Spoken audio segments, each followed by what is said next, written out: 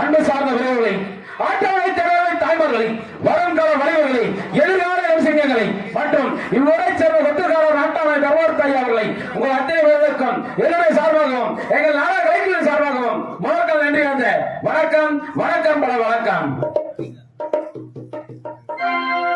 இந்த கட்டாரி கவுண்டர்களை வணக்கம் அமர்ந்து வருகின்ற மக்களுக்கெல்லாம் கிடைக்கின்ற வரத்தை கிள்ளி வளர்க்காமல் அள்ளி வளர்த்து வாழ வைத்துக் கொண்டிருக்கக்கூடிய தெய்வம் தாயே காளியம்மா. கிழக்கமாக அமர்ந்திருக்கின்றாயே அதனை விழா விநாயக பெருமானை உன்னுடைய அருளாளை ஊர் மக்களும் உலக மக்களும் நாட்டு மக்களும் என்னை போன்ற கலைஞர்கள் யாவருமே நலமுடன் வாழ வேண்டும் தாயே. ஆகிய நாளை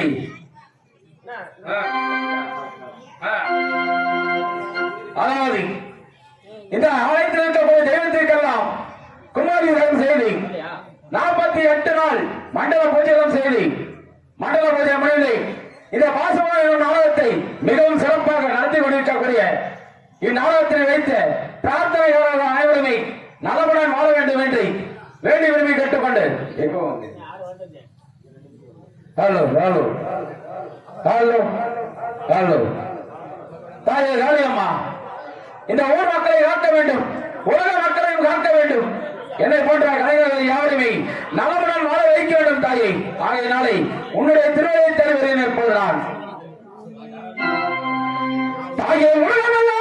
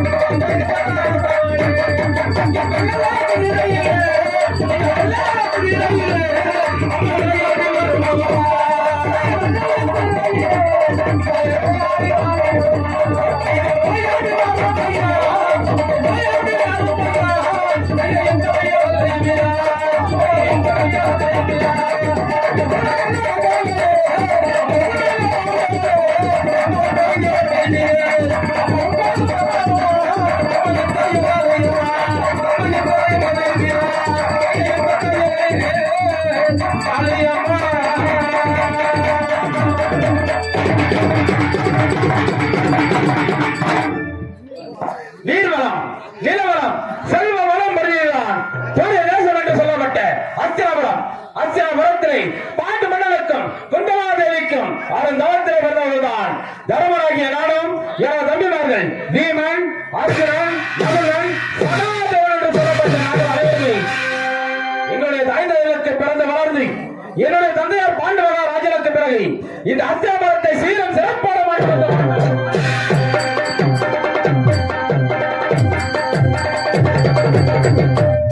அப்படி ஆண்டு வருகின்ற வேளையிலே என்னுடைய பெரிய மகன் பாவியான திரியன் வனகாமணி வேந்தன் வர்ச்சக திரையம் படைத்தவன் தேவர்களை கண்டாலும் கூட அவன் அமர்ந்திருக்கும் சிம்மாசனத்தை விட்டு எழுந்திருக்க மாட்டான். அவனும் அவனுடைய தம்பிமார்கள் துர்ச்சாதனன், சல்லியன், சகுனி, கர்ணன் என்று சொல்லப்பட்ட நாயகி எங்களை எப்படியாவது கொள்ள வேண்டும், இந்த அஸ்தினாபுரத்தை அவர்கள் ஆள வேண்டும் என்ற கெட்ட எண்ணத்திலே எங்களை கொள்வதற்காக நிறைய சூழ்ச்சிகளும் செய்திருந்தார்கள். நடக்கும் தளத்திலே லட்சுமலை ஆட்டினான், குடிக்கும் தனியிலே குடிநஞ்சு வந்தான், உள்ளுகிற சாதத்திலே ஒருவாறு நெஞ்சு வைத்தான் பாவி, அரக்கு திரு மலைகளை தங்க வைத்து தங்கமாக நிறுத்தினான். அனைத்து சூழ்ச்சிகளில் இருந்துமே எங்களை எல்லாம் காப்பாற்றி வந்தார் எங்களுடைய ஆபத்து பாண்டவன் மாயக்காரன் காப்பாற்றி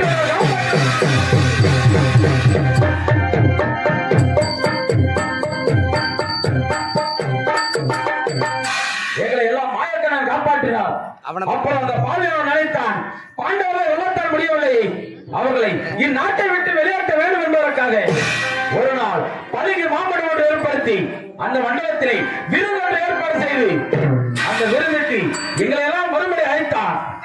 அப்பொழுது எனது தம்பியார் வட்ட வீமன் கூறினான், அண்ணா அவனோடு அவருக்கு முன்னும் பகையாளி பின்னும் பகையாளி, அவன் அழைக்கும் விருந்திற்கு நாம் செல்லக்கூடாது அண்ணா என்று தெரிவித்தான். அப்பொழுது நான் கூறினேன், தம்பி பீமா, என்னதான் இருந்தாலும் அவன் நமது பெரியவரின் மகன் தானே. அவன் இப்பொழுது மனம் தெரிந்து விட்டேன் என்று பெருமை காய்த்திருக்கிறான். அவன் செல்லும் விருந்திற்கு நாம் செல்ல வேண்டும் தம்பி, எந்த ஒரு ஆபத்தும் ஏற்படாது என்று எனது தம்பிமார்களை எல்லாம் அழைத்துக் கொண்டு விருந்திற்கு புறப்பட்டேன்.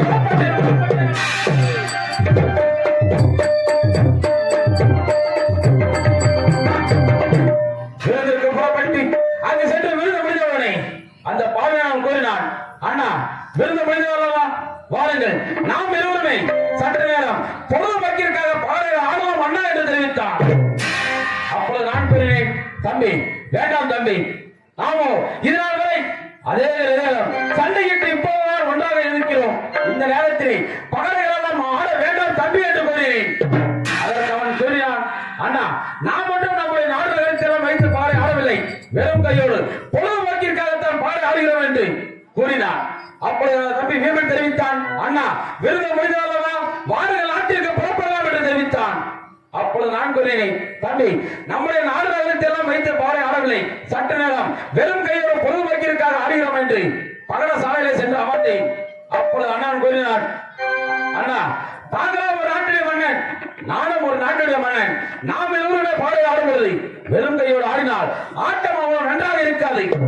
ஆகையினாலே நீங்கள் உங்களுடைய நாடு நகரத்தை எல்லாம் வையுங்கள், நானும் என்னுடைய நாடு நகரத்தை வைக்கிறேன்.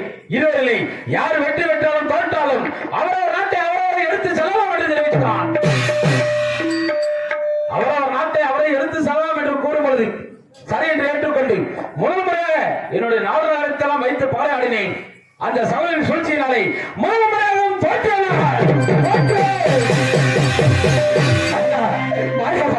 என்னைய சோதனை என்றைக்கும் தோற்காமல் முதல் முறையாக தோற்று விட்டேனே, இதனால் நாட்டிற்கு ஆபத்து ஏற்படுமா என்று அதில் புலம்பிக் கொண்டிருந்தேன்.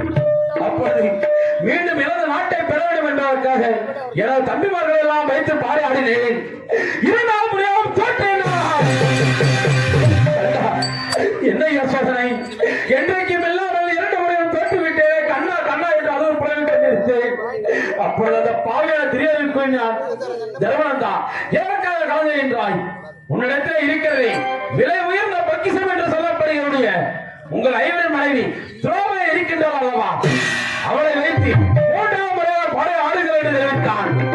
சரி என்று ஏற்றுக்கொண்டு மூன்றாம் முறையாகவும் பாறை ஆடினேன். மூன்றாம் முறையாகவும் தோற்றேன்.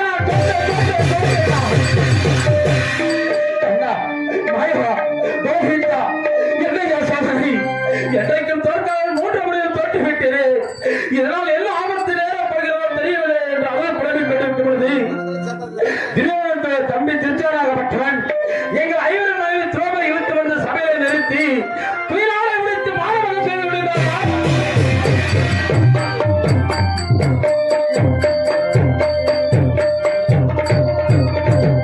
துயிலாளை உரித்து மாணவகம் செய்து கொண்டிருந்தான்.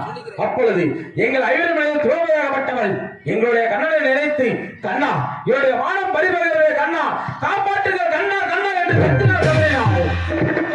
கண்ணனுடைய கிருமையினாலே துரோபதின் துயாரை வளர்ந்து கொண்டே சென்றது. அதை இழுக்க முடியாமல் துர்ச்சாதனன் கீழே சபையிலே மயங்கி விழுந்தான். அப்பொழுது துர்ச்சாதனை பார்த்து துரோபதியாகப்பட்டவன் சபதம் எடுத்தாள்.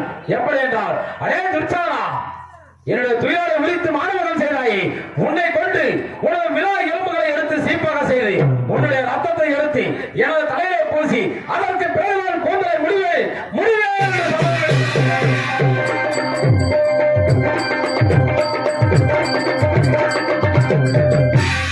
அள்ளி முடிவேன் என்று சபதம் எடுத்தவனை அச்சபையை இருந்த பெரியவர்கள் கங்கை மைந்தன், பீஷ்மர், விதுரன், துரோணாச்சாரியர் என்று சொல்லப்பட்ட ஆயிரமே, அடே திரியதா, நீ செய்வது அநியாயா, பாண்டவர்களுக்கு சேர வேண்டிய பாகத்தை கொடுத்து என்று தெரிவித்தார்கள்.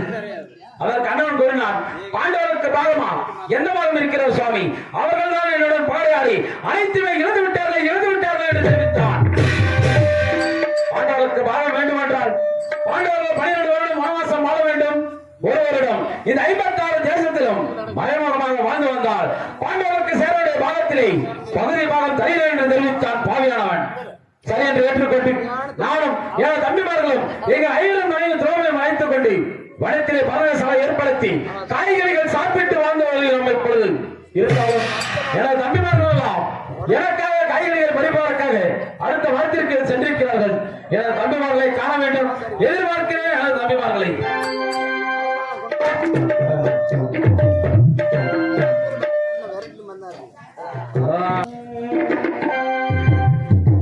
சீரான விஜயன் முன்னாள்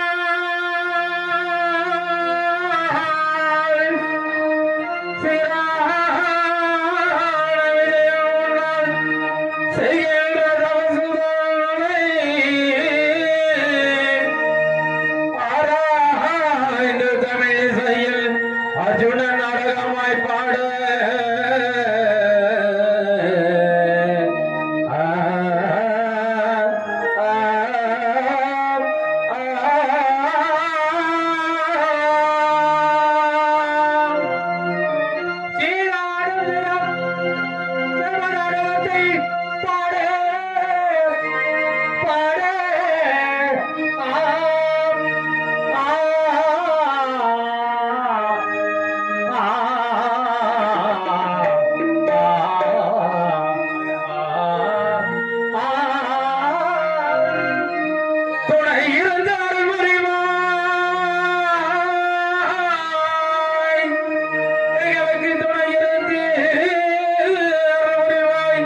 என் தும்பிக்கை நாயகனே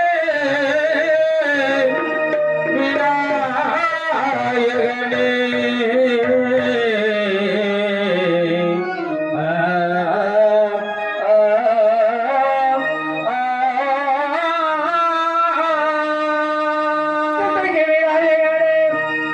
ஐயா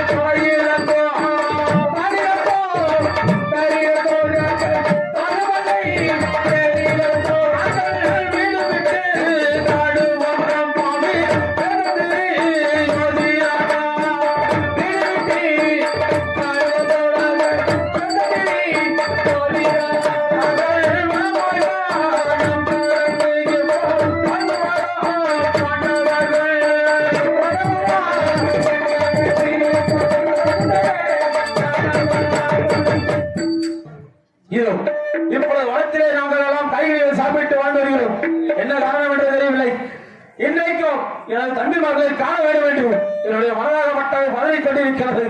அதனால் அடுத்த வனத்தில் இருக்கக்கூடிய எனது தம்பிமார்களை காண வேண்டும் எதிர்பார்க்கிறேன். அழைக்கிறேன். தம்பி வீரா, ஓட